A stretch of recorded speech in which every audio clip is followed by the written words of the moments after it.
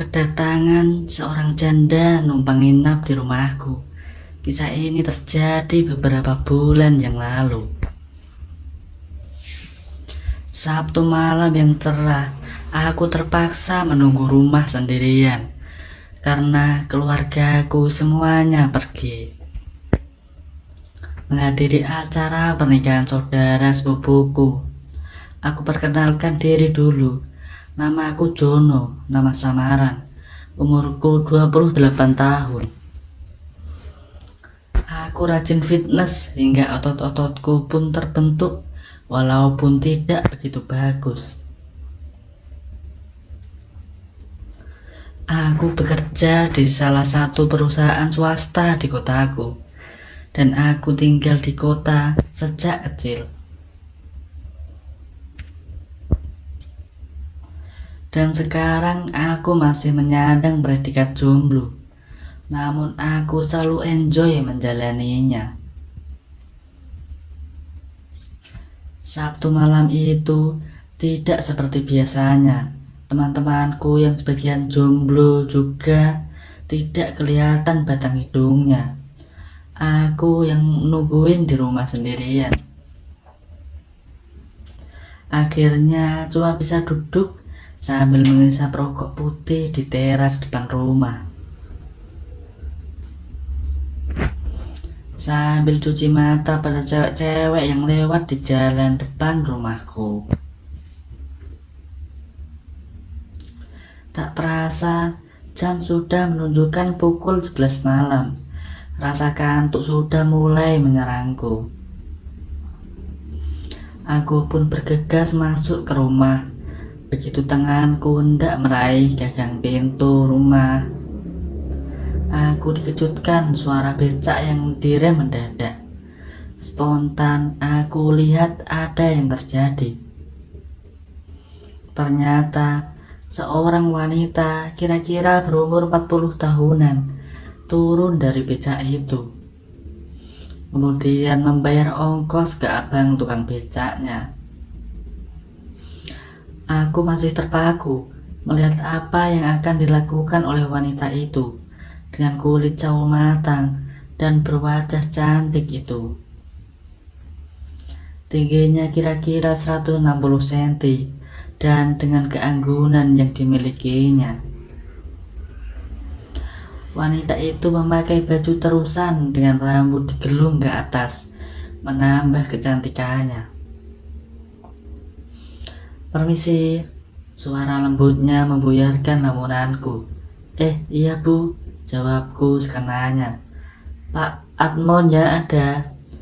Aku jadi bingung karena nama orang tuaku bukan Atmo. Dengan cepat aku baru sadar kalau rumah yang aku tempati sekarang dulu adalah milik Pak Atmo, yang sekarang sudah pindah di kota di provinsi lain. Entah mulai kapan dia pindah. Akhirnya aku jelaskan padanya tentang keadaan saat ini. Dia pun bingung hendak kemana, karena tidak ada sanak saudara di kota ini.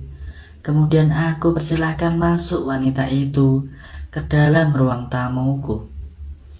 Setelah melalui percakapan singkat, dapat diketahui kalau wanita itu bernama samaran Bu Tuminah, sepupu Pak Atmo dari desa, dan aku tahu kalau dia telah hidup menjanda selama 10 tahun.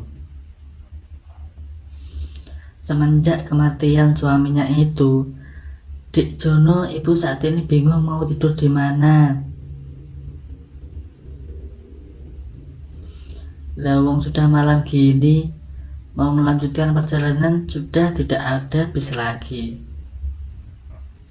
Kebingungan meliputi dirinya. "Sudahlah Bu Minah, ibu sementara bermalam di sini dulu. Besok ibu bisa ke tempat Pak Atmo," kataku. Aku coba menenangkannya sambil aku mengamati wajah janda itu. Mengetahui hal itu, Bu Minah jadi salah tingkah sambil tersenyum penuh arti kepadaku. Akhirnya Bu Minah setuju untuk bermalam di rumahku. Aku persiapkan kamarku untuk tidur Bu Minah saat itu. Tak lupa aku buatkan teh panas untuk menyegarkan dan melepas dahaga.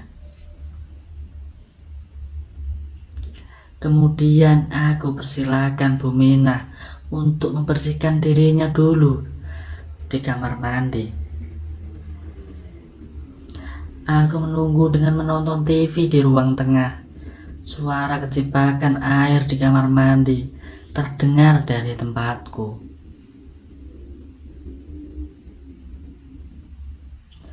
Mas Jono, aku dikejutkan panggilan Bu Minah dari kamar mandi. Iya Bu, ada apa? Jawabku. Aku bergegas menuju ke sumber arah suara Bu Minah. Ibu lupa tidak bawa handuk.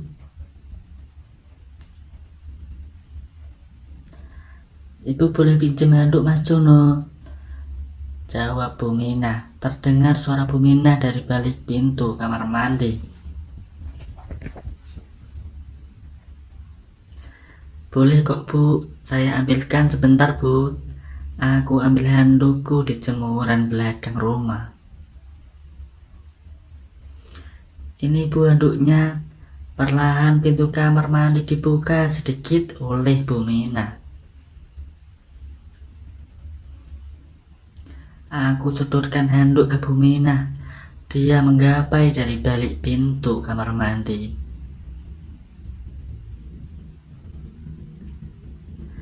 Tak kusangka sodoran tanganku terlalu keras sehingga pintu terdorong. Hampir saja aku terpeleset. Mas Jono, kok bisa jatuh? Hati-hati Mas, lantainya sangat licin. Lanjutnya. Oh iya Bu, maaf. Saya kurang berhati-hati. Jadinya terjatuh seperti ini. Jawabku. Lalu saya kembali meninggalkan Bu Minah, berjalan menuju ke ruang tamu.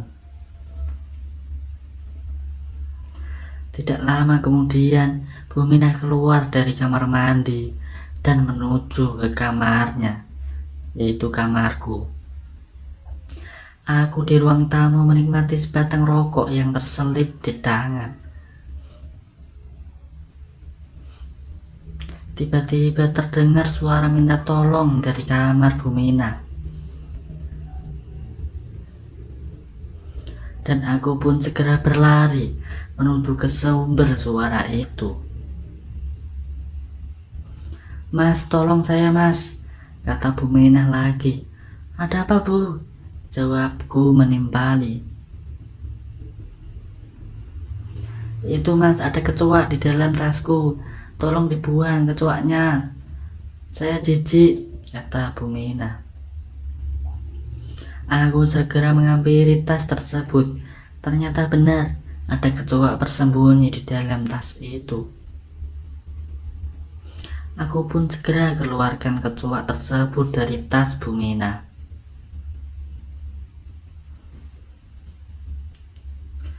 Dan membuangnya ke dalam tempat sampah. Udah Bu, sekarang aman, kecoaknya udah ku buang, kata aku dengan pedenya. Aku meyakinkan keadaan aman pada Bu Minah. Saya permisi dulu ya Bu.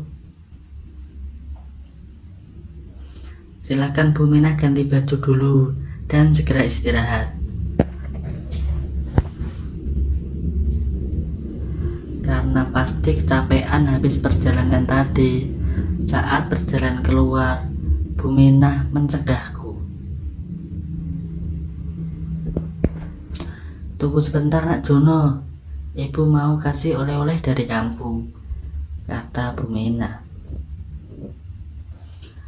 Walah, aku malah diam, kaget campur senang.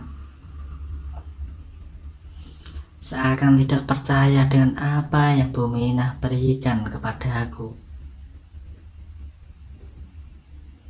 2 buah makanan kesukaanku, yaitu bakpao besar dan sebuah apem, disuguhkan buat aku santap malam itu. Kebetulan malam ini aku juga menginginkan, malah diberikan secara sukarela oleh Bu Mina. Kalau rezeki memang tidak kemana, nunggu apa lagi pikirku. Segera aku lahap jajan bakpao itu. Aku gaskan Bu Mina. 2 buah jajan bakpao aku lahap, aku makan satu persatu. Bu Mina tersenyum karena aku suka bakpao itu. Makan bakpaonya pelan-pelan saja nak Jono. Aku tidak menghiraukan perkataan Bu Mina karena laparku melahap habis bakpao dari Bu Mina. Setelah bakpao udah aku lahap semua, sekarang aku melahap apem dari Bu Mina.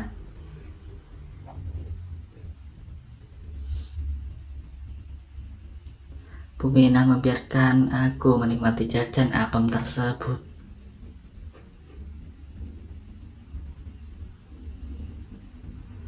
Nak Jono kalau suka jajan bakpao dan apem dari ibu, besok pagi biar ibu kasih lagi. Sekarang tuntaskan dulu makan jajan apemnya, kata Bu Mina membisikku. Setelah merasa cukup kenyang dan puas, aku segera mengakhiri acara makan apemnya. Nak Jono, Bu Mina lirih memanggilku. Aku mau istirahat dulu, capek habis perjalanan tadi. Aku pun bisa memahami Bu Mina karena baru saja melakukan perjalanan panjang.